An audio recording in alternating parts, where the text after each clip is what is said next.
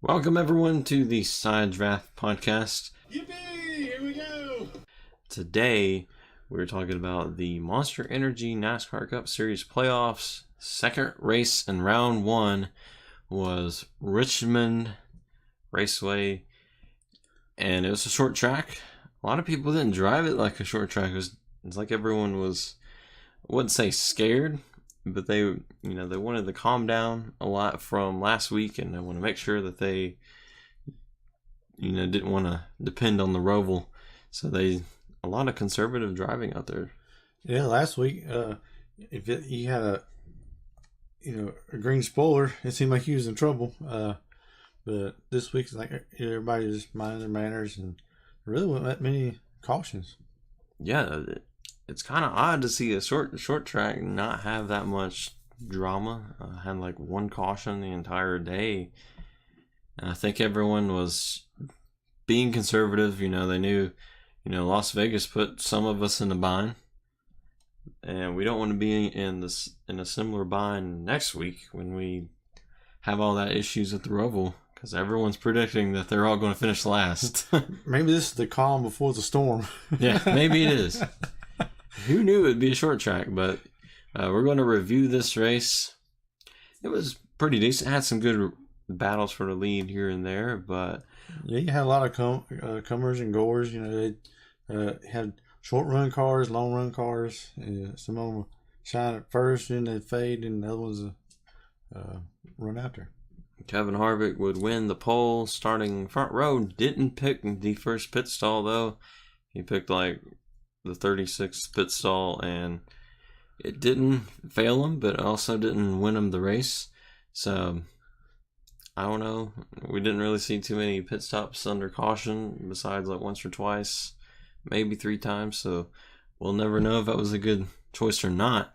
The 18 car to the rear and the 19 car also to the rear. 19 failed inspection, while the 18 had to fix some damage on the side of the car. Harvick would lead on the restart. The 78 would battle the 4. We had a nice battle for the lead. For a long time. That's Richmond for you. It's just a long, drawn-out battle. You have lap cars everywhere, trying to get through them. Yeah, I believe Harvick's car was like a short-run car. Or no, his a long-run car. So he's trying to take care of his stuff until the end of the run. And it seemed like the 78 would want to run early in the run. It's a run now, save later, while the 4 car was save now, run later. So that's the cool thing about Richmond. But another thing that happened, Blaney's car, which was, he's a playoff driver, he qualified 4th, but by the end of the stage, he was 19th.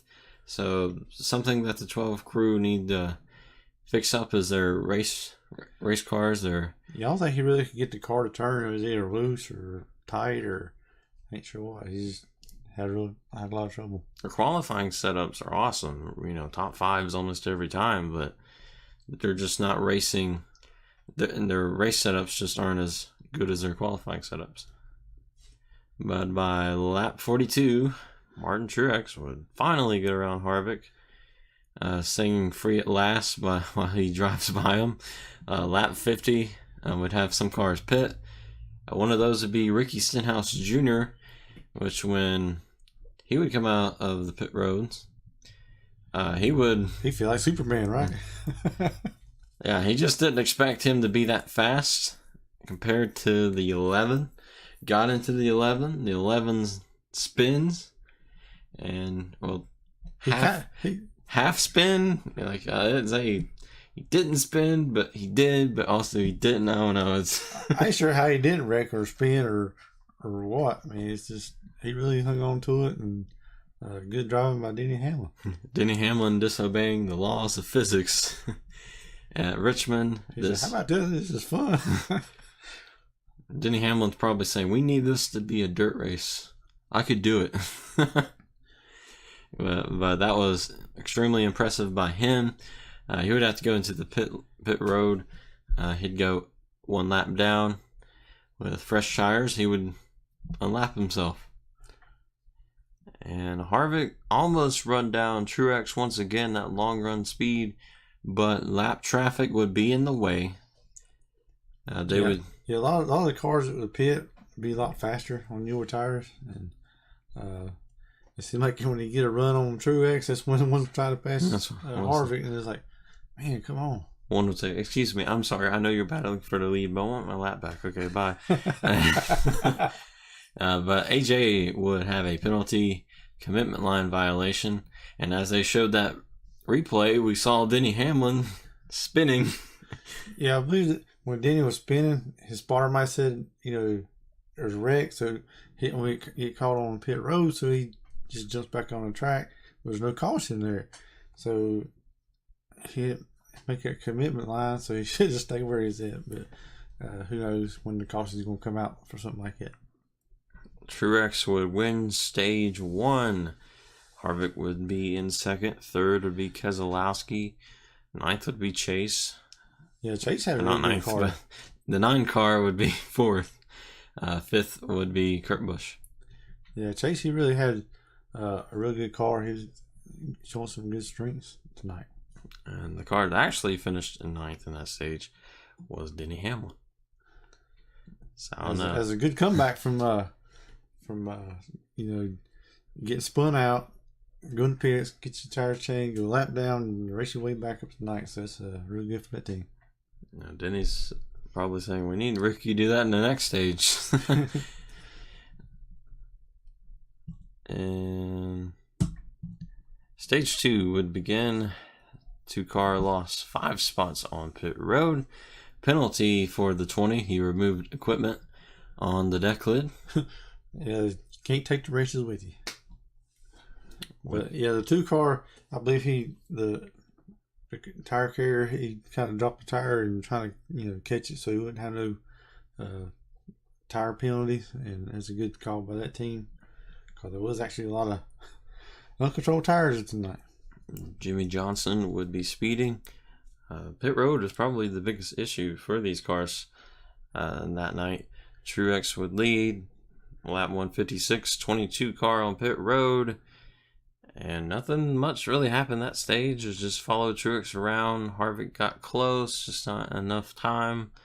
Almirola would finish third. Chase again in fourth, and Brad in fifth. So that was a calm stage, which stage 2 normally is. It's never nothing. Like stage 1 is usually wild, and then we have like a calm stage 2, then a extremely wild stage 3. So Chase would get out of pit road first. Truex's team would have an uncontrolled tire, so he would have to go all the way to the back. So now we're thinking, what's going to happen now? Truex isn't here anymore. Who's going to be fast? Who's going to be slow? So Chase wanted to prove that he was fast. He would lead, but Brad Keselowski was coming on strong from third. Brad would run down the 9, and he would take the lead. Yeah, on the high side at that, because Brad, he had a really strong car. I mean, on the short runs, and he could just about run anywhere he wanted to. And then Chase would eventually run him back down. 2-car had a short run car. The 9 had a long run car. Just another one of those deals. It's like Truex and Harvick. So lap 250, Kyle Busch is in 5th, and it's like, where'd he come from? He ran 10th all day. And I think that's something with Kyle Busch. It's like he knows when to make his car the best at one moment. It's like, we don't need to dominate stage 1 and 2 because we won't be good in 3. So that's how Kyle Busch's wins normally go. It's like he's normally like 10th, somewhere in there, and then all of a sudden he's dominant. And then lap 266, pit stop start again. 21, Paul Menard, commitment line violation. But playoff driver, Joey Logano, uncontrolled tire. And the 31 will have a tire violation as well. Yeah, I believe the problem with these uncontrolled tires was with the pit crew. They got to get together. One's got to get the tire, the other just takes off running. It's like whoops, I forgot something. Yeah, this playoff system, the uncontrolled tire penalty is probably going to bite more and more people every week. Because now the rule is It doesn't matter if it's in the box or not. If it's not close to someone's arm, their arm length, then that's an uncontrolled tire. So a tire could be sitting still and still be uncontrolled. But after pit stops, the 2 car would get the lead from Chase. 18 would be in second. 18 would get the lead. So now we're talking about Kyle Busch dominating after talking about him running. Yeah, we got a new player up front. Yeah, Kyle Busch has joined the party. Lap 319 pit stops would begin. The 14, the 12, and the 11, but bad timing because Jeffrey Earnhardt would get a wreck there. The 6 got into him a little bit and spun him around. And then Kyle Busch would lead. Brad chases him down, passes him on the outside. 18 cools his tires down a little bit and chases Brad again. 18 gets around him. Yeah, they really battled for a long time. And it seemed like Kyle Busch can get a run on him, but Keselowski had a preferred line, and he can just run off the top. The 18, he would kind of cool his tires a little bit and get a good run on him, and that's how he got the lead. Yeah, then Kevin Harvick in second. Came close. If he had probably about 10, 15 more laps, would have a great battle between those two. Just not enough time, a lot of lap traffic getting in the way. 18 sweeps at Richmond, just like his Joe Gibbs Racing teammate. Christopher Bell swept in Xfinity. Yes, he might just repeat from the Xfinity race. So Kyle Busch will be looking to do that at Charlotte as well. So forgot to mention that Truex finished third. Yeah, they want to talk about the big 3. There it is, 1, 2, 3. Here they are, and yeah, it's interesting that this is the first time they finished 1, 2, 3. Normally they finish 1, 2, 4 for some reason. It's like, no, we don't want it to be all 3 at once. But also interesting to note, the 3 car Austin Dillon finished 6th, and Jimmy Johnson finished 8th. His best finish since like June, July. Yeah, so Jimmy said, I ain't going away. I'm here to play. Yeah, so Jimmy's still under the cutoff right now, but we do have the Roval. He had some good laps at the Roval. We was there for the testing, and Jimmy was one of the faster cars, so we might see that.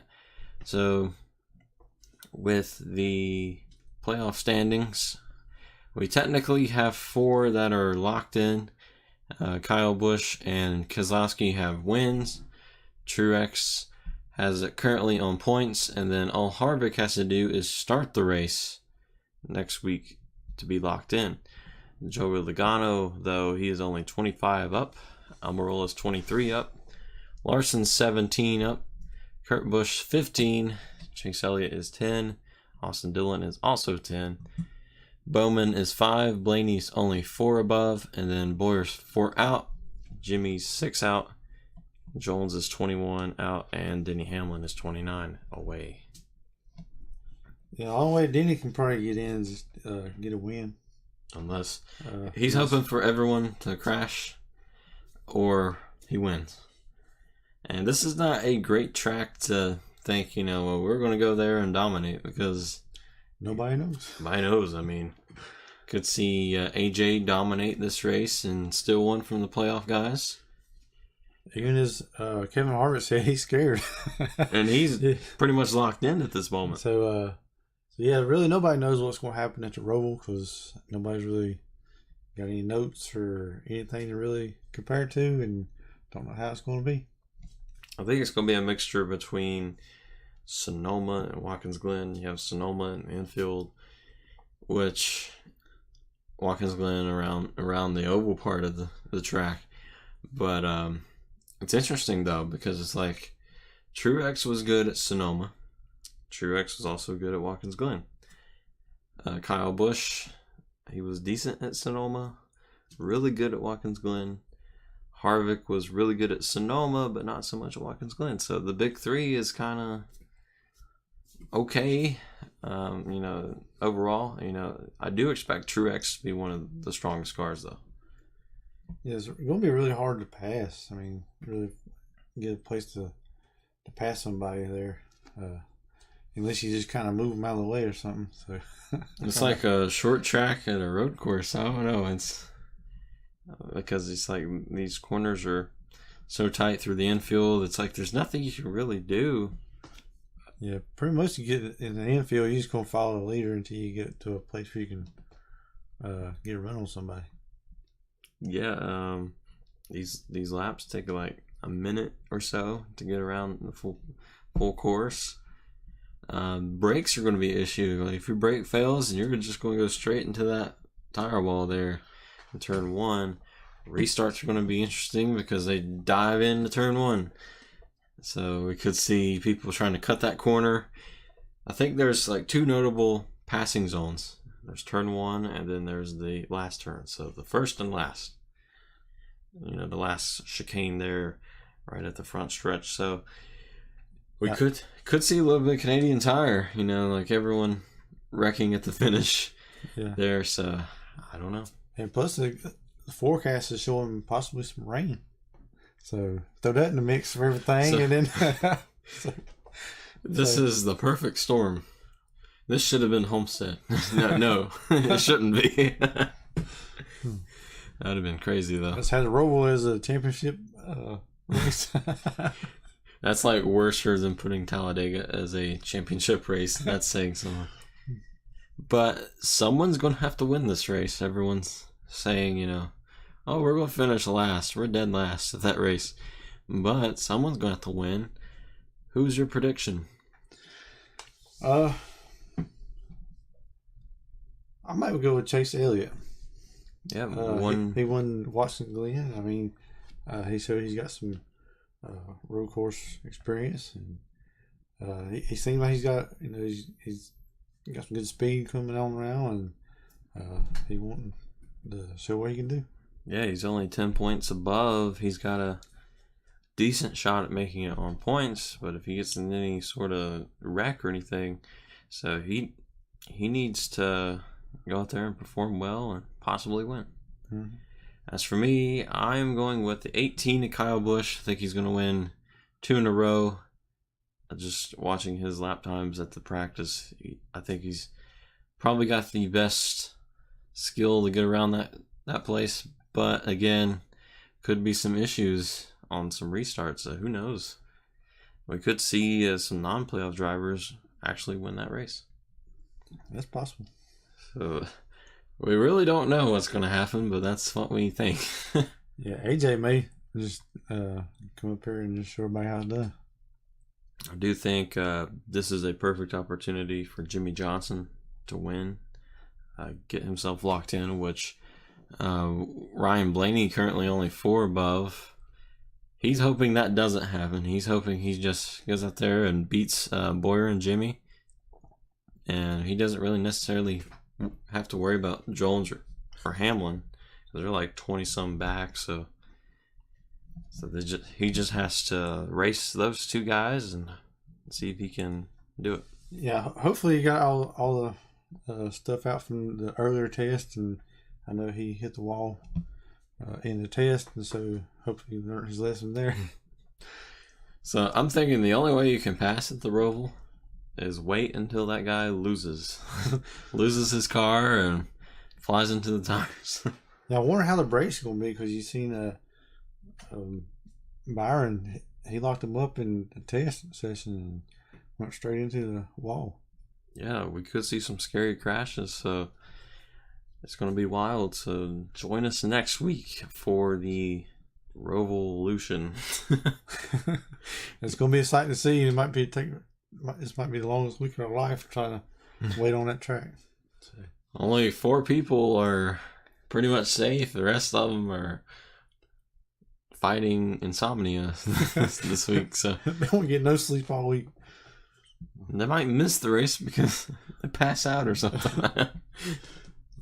But join us next week for the Roval review, and we'll see you then.